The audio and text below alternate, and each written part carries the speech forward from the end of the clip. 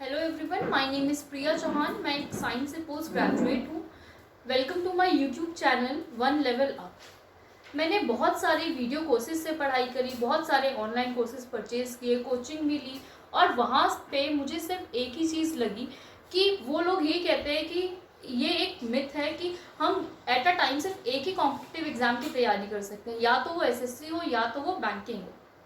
But मुझे ऐसा लगता है कि ऐसा कुछ नहीं है। एसएससी और बैंकिंग में मैं आपको आगे भी बताऊंगी, और मैंने खुद ये देखा भी है कि इतने कोई सब्जेक्ट्स डिफरेंट नहीं होते जितना हम उन्हें बना लेते हैं।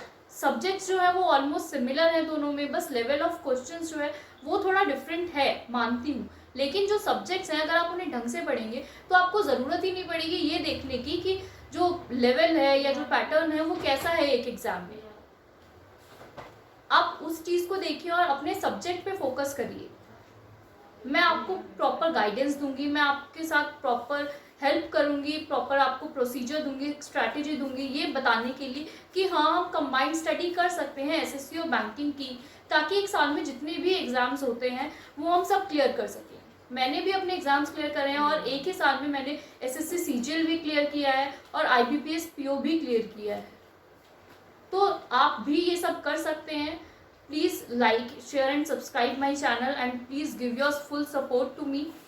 I'll be there to help you and guide you. Thank you. Let's now start कि एसएससी और बैंकिंग में क्या क्या सिमिलैरिटीज़ हैं और क्या क्या डिससिमिलैरिटीज़ हैं। बेस सबसे पहले हम बात अगर करें डिससिमिलैरिटी की, जो आप लोगों को सबको बताया गया है कि नहीं, एट अ टाइम हम सिर्फ एक सिंगल एग्जाम की ही तैयारी कर सकते हैं। तो अगर उस डिससिमिलैरिटी की हम बात करें तो वो डिससिमिलैरिटी ये है कि इन दोनों का पैटर्न काफ़ी डिफरेंट है। सब्जेक्ट्स ऑलमोस्ट सारे ही सेम है, 1 और 2 सब्जेक्ट्स को छोड़ के सब्जेक्ट्स ऑलमोस्ट दोनों में ही सेम है। लेवल ऑफ क्वेश्चंस डिफरेंट है और the pattern of timing, pattern of sections थोड़ा डिफरेंट है बैंकिंग और एसएससी का। लेकिन हमें पैटर्न से कोई मतलब नहीं, हमें टाइमिंग से कोई मतलब नहीं, हमें क्या करना है, हमें सब्जेक्ट सीखने हैं। अगर सब्जेक्ट्स दोनों में ही सेम है तो हम सिर्फ सब्जेक्ट सीखेंगे, चाहे बैंकिंग में जिस भी पैटर्न पे आए, जिस भी लेवल का आए। हमने अगर कॉन्सेप्ट सीखा हुआ है, हमने अगर चीजें सीखी हुई हैं, तो मुझे नहीं लगता हमें कोई दिक्कत होगी बैंकिंग का एग्जाम देने में या फिर एसएससी के एग्जाम देने पे। अब अगर हम सब्जेक्ट्स पे आते हैं कि सब्जेक्ट्स इन दोनों में कौन कौन से डिफरेंट हैं और कौन कौन से सेम है, या फिर और कौन कौन से एग्जाम्स हैं जो एसएससी के टाइप के होते हैं और कौन कौन से एग्जाम्स हैं जो बैंकिंग के टाइप्स के होते हैं, अब हम वो देखते हैं। अगर हम पहले सब्जेक्ट पे आते हैं इंग्लिश, इंग्लिश का जो लेवल होता है वो एसएससी में बहुत इजी होता है। अगर आप बेसिकली इंग्लिश मीडियम से पढ़े हैं फिर तो आपको ऑलमोस्ट पढ़ने की भी एज सच कोई नीड ही नहीं है, आप आसानी से एसएससी के एग्जाम क्लियर कर सकते हो for the English section. But अगर आप बैंकिंग में हो तो बैंकिंग में भी बहुत, अगर हम बैंकिंग में 2 टाइप आ जाते हैं, एक क्लर्क लेवल और एक पीओ लेवल। अगर हम क्लर्क लेवल इंग्लिश की बात करें तो क्लर्क लेवल इंग्लिश बहुत इजी होती है बैंकिंग में, एसएससी से हल्का सा ही लेवल हाई होता है, अदरवाइज वो इंग्लिश भी आप इजीली निकाल सकते हो। बट अगर हम पीओ लेवल की बात करें उसका स्टैंडर्ड थोड़ा हाई हो जाता है, क्योंकि वो बेसिकली जो बेस करती है वो करती है न्यूज़पेपर्स पे, एडिटोरियल्स पे। इसीलिए जो बैंकिंग में जो इंग्लिश का लेवल होता है वो थोड़ा हाई हो जाता है। अगर हम बात करें रेलवे की, तो जो रेलवे के एग्जाम है वो एसएससी टाइप होता है, तो इसमें जो इंग्लिश आएगी वो भी कैसी आएगी, एसएससी टाइप ही आएगी। अगर हम एलआईसी की बात करें तो जो एलआईसी में इंग्लिश आएगी वो कैसी आएगी, बैंकिंग टाइप आएगी।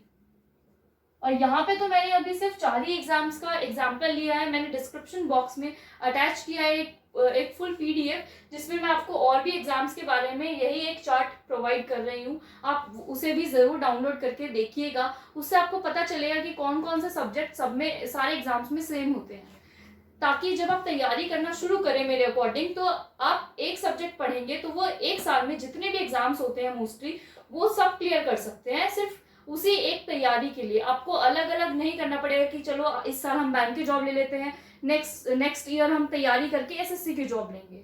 एक बार तैयारी करो और फिर साल में जितने भी एग्जाम्स होते हैं मोस्टली आप वो दे सकते हो, और ऑलमोस्ट एटलीस्ट आपका प्री तो डेफिनेटली क्लियर हो ही जाएगा इन 1 को। अगर आप अच्छे से तैयारी करते हैं तो pre plus means first attempt में ही क्लियर भी कर सकते हैं। Now let's move forward to maths. Math section की अगर हम बात करें तो मैथ सेक्शन जो होता है वो एसएससी में आता है अर्थमेटिक में आता है, जहां पे हमें सिर्फ वर्ड प्रॉब्लम्स को समझना होता है, प्लस माइनस करना होता है, थोड़े बहुत कॉन्सेप्ट्स लगाने होते हैं और एप्लीकेशन लगानी होती है। उसके बाद आता है एडवांस्ड में आता है, जैसे हमने 10th क्लास में पढ़ा होगा, trigonometry, sine, cos, tan, cot, ये सब जो आता है ये एडवांस में आता है। ज्योमेट्री हो गई, मेंसुरेशन हो गई। मेंसुरेशन के दो पार्ट होते हैं, एक 2D एक 3D। बैंक में क्या होता है, अर्थमेटिक पोर्शन तो आता ही है, अर्थमेटिक के अलावा जो बैंक में मैथ्स का पार्ट आता है वो आती है 2D मेंसुरेशन। बस बैंक में इसके अलावा कुछ नहीं आता मैथ्स के पोर्शन में।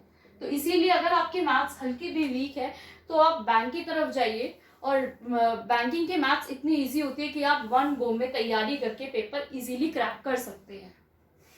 अगर हम बात करते हैं रेलवेज की, तो रेलवेज में सेम एसएससी पैटर्न फॉलो होता है, तो इसमें भी अरिथमेटिक और एडवांस्ड आएगा। एलआईसी में बैंकिंग पैटर्न फॉलो होता है, तो इसमें क्या आएगा, arithmetic plus 2D mensuration. Reasoning की अगर हम बात करते हैं तो रीजनिंग थोड़ा सा अलग होता है बैंकिंग का और एसएससी का। जो एसएससी में रीजनिंग आती है वो थोड़ा इजी लेवल की होती है, वो आप बहुत इजीली अटेम्प्ट कर सकते हो, वेरी इजी। बट अगर आप बैंकिंग पे जाओगे तो जो रीजनिंग होती है उसमें पजल्स आती हैं, सेटिंग अरेंजमेंट्स आती हैं, जिसमें कभी कभी आप फंस भी जाते हो। तो जो बैंकिंग में रीजनिंग का लेवल होता है वो थोड़ा मॉडरेट टू डिफिकल्ट होता है, लेंथी भी होता है और डिफिकल्ट भी होता है। रेलवेज में सेम एसएससी टाइप बैंकिंग आती है, एसएससी टाइप रीजनिंग आती है रेलवेज में। एलआईसी में सेम बैंकिंग टाइप रीजनिंग आती है। करंट अफेयर्स की बात करें तो करंट अफेयर्स का लेवल सब में ही सेम होता है। आप अच्छे से पढ़िए, पिछले 6 महीने का पढ़िए, एक बार में आपका एग्जाम डेफिनेटली क्लियर होगा। और जो भी मेंस का एग्जाम क्लियर होता है स्पेसिफिकली टू बैंकिंग, वो सिर्फ और सिर्फ आपकी जनरल अवेयरनेस पे क्लियर होता है। अगर आपके करंट अफेयर्स बहुत स्ट्रॉन्ग है तो आपका ऐसी कोई चीज ही नहीं है जो आपका पेपर क्लियर होने से रोक दे। करंट अफेयर्स इन चारों में ही इंपॉर्टेंट होता है और चारों में ही ऑलमोस्ट सेम आता है। अगर हम बात करें जनरल स्टडीज की, जनरल स्टडीज में हमारे पास आता है हिस्ट्री, ज्योग्राफी, पॉलिटी, इकोनॉमिक्स। ये चारों जो सब्जेक्ट्स होते हैं ये एसएससी में आते हैं और बहुत अच्छे और बहुत इंपॉर्टेंट आते हैं। बैंकिंग में ऐसा कुछ नहीं आता है। बैंकिंग में सिर्फ और सिर्फ इकोनॉमिक्स आती है जो कि बैंकिंग अवेयरनेस में कवर हो जाती है। अगर हम रेलवेज की बात करें तो रेलवेज में जनरल स्टडीज का सारा पोर्शन आता है एसएससी की तरह ही। एलआईसी में कुछ नहीं आता है। जनरल साइंस की बात करें तो इसमें फिजिक्स, केमिस्ट्री, बायो होगा। ये एसएससी में भी आती है, ये रेलवेज में बहुत इंपॉर्टेंट रोल प्ले करता है। बैंक में नहीं आती है, एलआईसी में भी नहीं आती है। अगर हम कंप्यूटर अवेयरनेस की बात करें तो कंप्यूटर अवेयरनेस एसएससी में नहीं आती है। आता है तो सिर्फ 1 या 2 क्वेश्चंस बस, इससे ज़्यादा बिल्कुल ही नहीं आता है। बैंकिंग में बात करें तो बैंकिंग में सिर्फ क्लर्क लेवल पे कंप्यूटर्स पूछी जाती है, पीओ लेवल पे कंप्यूटर्स नहीं आती है। रेलवेज की बात करें तो रेलवे में भी कंप्यूटर नहीं आती है। आती है तो सिर्फ जो स्पेसिफिकली कंप्यूटर से रिलेटेड एग्जाम्स होते हैं सिर्फ उन्हीं में आती है, अदरवाइज कंप्यूटर्स नहीं आती है, कंप्यूटर अवेयरनेस नहीं आती है। एलआईसी की बात करें तो हाँ डेफिनेटली एलआईसी में आती है। एलआईसी में एक और सब्जेक्ट है जो आता है, दैट इज इंश्योरेंस। और ये तो सिर्फ 4 ही एग्जाम्स हैं जो मैं आपको बता रही हूँ। इसके अलावा सारे एग्जाम्स मैंने जैसा कि आपको बताया कि डिस्क्रिप्शन बॉक्स में एक पीडीएफ अटैच्ड मिलेगी आपको, वहाँ पे जाके देखिएगा। ऐसे कई एग्जाम्स होते हैं एक साल में जो होते हैं, जो प्रोबेबली इन अ ईयर होते ही हैं, उनके सारे सब्जेक्ट्स और कौन कौन से सब्जेक्ट्स किस किस एग्जाम्स में आते हैं वो वहाँ पे आपको मिलेगा। एंड मेरी नेक्स्ट वीडियो देखिएगा, जल्दी आएगी, और आपको उसमें ये बताऊँगी मैं कि कैसे हम इन सब्जेक्ट्स के अंदर कौन कौन से टॉपिक्स हैं जो पहले कवर करेंगे, कौन कौन से टॉपिक्स हैं जो दोनों में सिमिलर हैं, और कौन कौन से टॉपिक्स ऐसे हैं जो हम बाद में कवर करेंगे। Thank you.